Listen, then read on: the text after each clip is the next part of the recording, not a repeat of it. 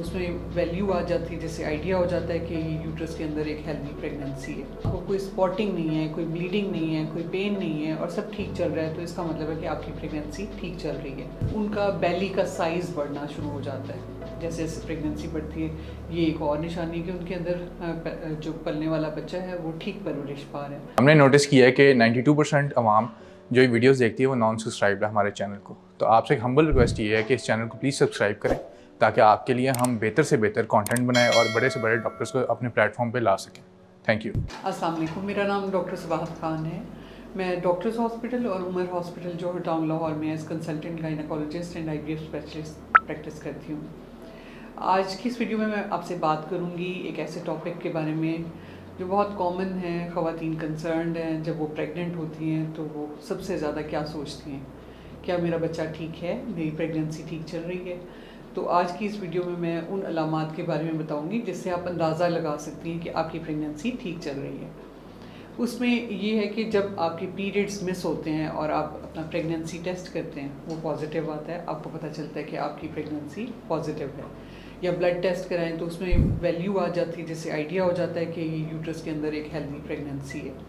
اس کے بعد جب آپ کی پریگننسی پہلے 3 مہینے میں چلتی ہے، کچھ خواتین میں پریگننسی کے ہارمون کی وجہ سے مختلف علامات آتی ہیں جس کی وجہ سے کچھ خواتین کو وامٹنگ سٹارٹ ہوتی ہے، دل خراب ہوتا ہے. بعض اوقات کچھ لوگ تھکاوٹ محسوس کرتے ہیں، سلیپ ڈسٹربنسز آتی ہیں، ٹیسٹ چینجز آتے ہیں. تو یہ سب شو کرتے ہیں کہ ان کی باڈی میں پریگننسی کے ہارمون کا رائز ہو رہا ہے، یعنی اس کی مقدار بڑھ رہی ہے اور یہ انڈیکیشن ہوتی ہے کہ آپ کی پریگننسی ٹھیک چل رہی ہے. لیکن ایسی خواتین جن کو کوئی علامات نہیں ہوتی تو وہ فکر مند ہوتی ہیں کہ کیا میری پریگننسی ٹھیک ہے؟ تو کیسے پتہ چلے گا کہ ٹھیک ہے؟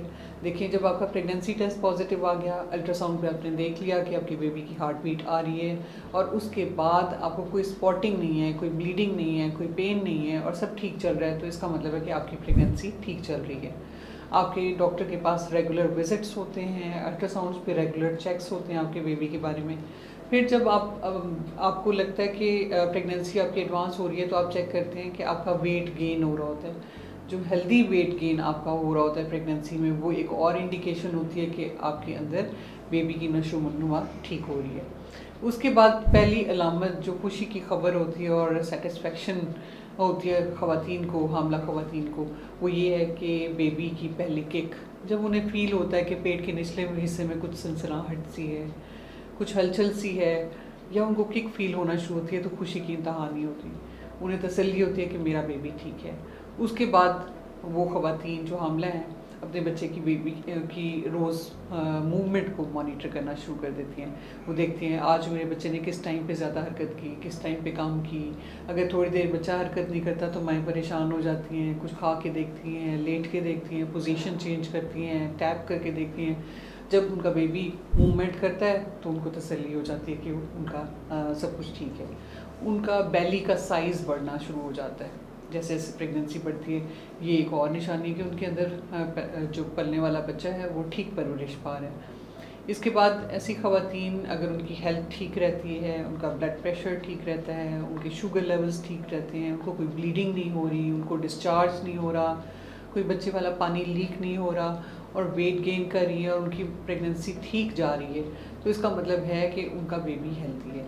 اور جب وہ ان کے ریگولر چیک اپس ہوتے ہیں، ریگولر ٹیسٹ جس پہ سب رپورٹس ٹھیک ہوتی ہیں، تو یہ ایک ہیلتھی پریگننسی کی نشانی ہے. اور 9 مہینے کی پریگننسی کے بعد ایک پیارا سا ہیلتھی بیبی ان کی گود میں ہوتا ہے.